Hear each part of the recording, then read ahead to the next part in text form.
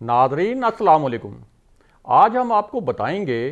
कि वफाकी काबीना में जब चीनी कमीशन की रिपोर्ट पेश की गई तो दो वज़रा किस मामले पर बहुत जज्बाती नजर आए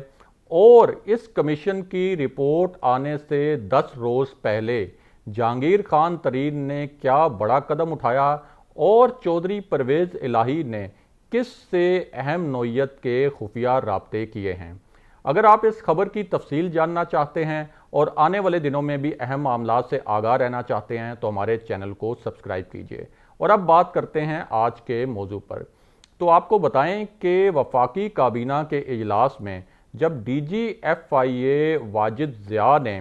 चीनी कमीशन की रिपोर्ट पेश की और ये रिपोर्ट पेश करने के बाद जब वो रुखसत हुए और काबीना में इस रिपोर्ट पर बहस हुई तो दो वफाकी वज़रा जो हैं वो इस पूरे मामले पर खासे जज्बाती नज़र आए। और ये जो दो वज़रा थे उन्होंने दीगर वज़रा के मौक़िफ़ से इख्तलाफ किया और प्राइम मिनिस्टर को अपने मौक़िफ़ पर कायल करने की कोशिश की। और ये जो दोनों वज़रा हैं ये जहांगीर खान तरीन की सियासी लॉबी के वज़रा हैं और हम जानते हैं कि तहरीके इंसाफ के अंदर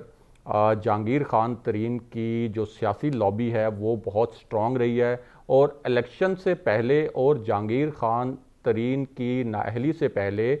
इस लॉबी का तहरीके इंसाफ के अंदर बहुत ज़्यादा असर व रसूख था। लेकिन जहांगीर तरीन की नाअहली के बाद ये जो लॉबी है ये कमज़ोर ज़रूर हुई लेकिन ख़त्म नहीं हुई। और इस लॉबी के ये जो दो वज़रा हैं इन्होंने वफाकी काबीना के इजलास में दलाइल देते हुए कहा कि चीनी कमीशन की रिपोर्ट में दरअसल कुछ तकनीकी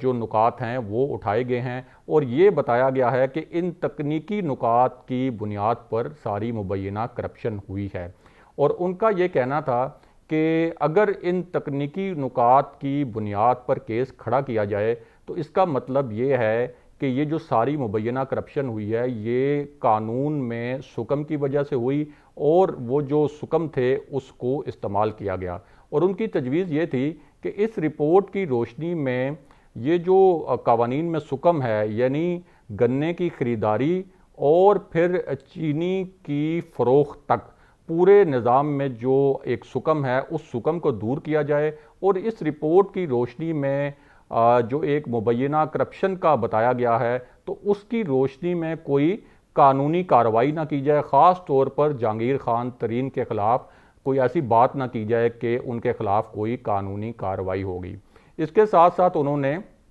जहांगीर खान तरीन की जो पार्टी के लिए खिदमात हैं वो भी दबे दबे लफ्ज़ों में इसी इजलास में गिनवाईं और बताया कि इलेक्शन से पहले जहांगीर तरीन की पार्टी के लिए क्या खिदमात थीं और नाअहली के बावजूद किस तरह उन्होंने इलेक्शन के बाद वफाक और पंजाब में तहरीके इंसाफ की हुकूमतें बनवाने में कितना अहम किरदार अदा किया और किस तरह से वो आज़ाद उम्मीदवारों को तहरीके इंसाफ में शामिल करवाते रहे। और आपको ये भी बताएं कि एक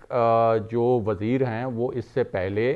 काबीना के एक इजलास में असद उमर से प्राइम मिनिस्टर की मौजूदगी में इस पूरे मामले पर बाकायदा लड़ाई भी कर चुके हैं और उन्होंने ये कहा था कि असद उमर दरअसल जहांगीर खान तरीन के ख़िलाफ़ साजिशें कर रहे हैं। बहरहाल ये जो दो वज़रा थे एक तरफ तो इन्होंने जहांगीर तरीन की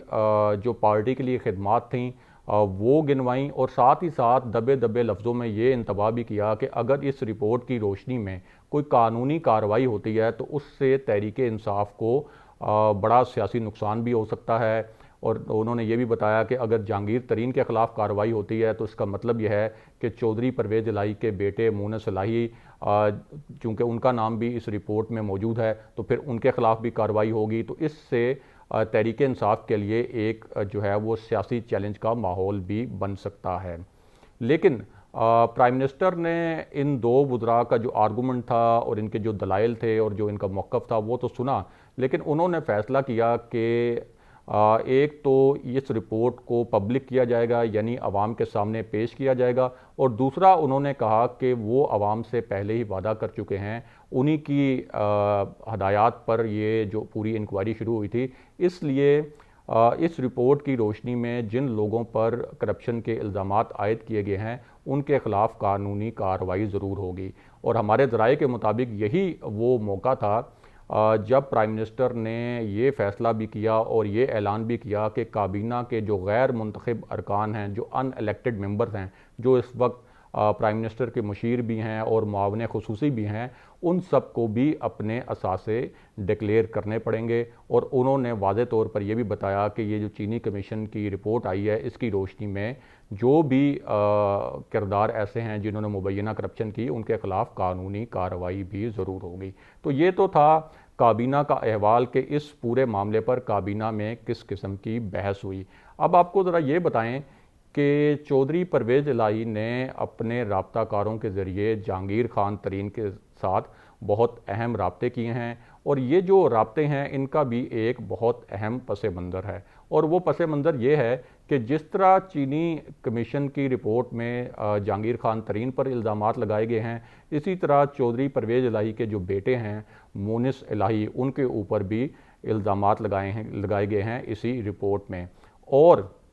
اس کے ساتھ ساتھ اس کا بیک گراؤنڈ یہ بھی ہے کہ جب نیب چودھری برادران کے خلاف ایکٹیو ہوا تو چودھری برادران کا یہ خیال تھا کہ نیب جو ہے وہ تحریک انصاف کی حکومت اور شاید پرائم منسٹر کی ہدایات پر ان کے خلاف ایکٹیو ہوا ہے، اور بہت سے حلقے یہ سمجھتے تھے کہ تحریک انصاف کی حکومت کی وجہ سے ہی یا اس کی آشیرواد سے ہی نیب جو ہے وہ چودھری برادران کے خلاف ایکٹیو ہوا ہے، کیونکہ چودھری برادران کی خاص طور پر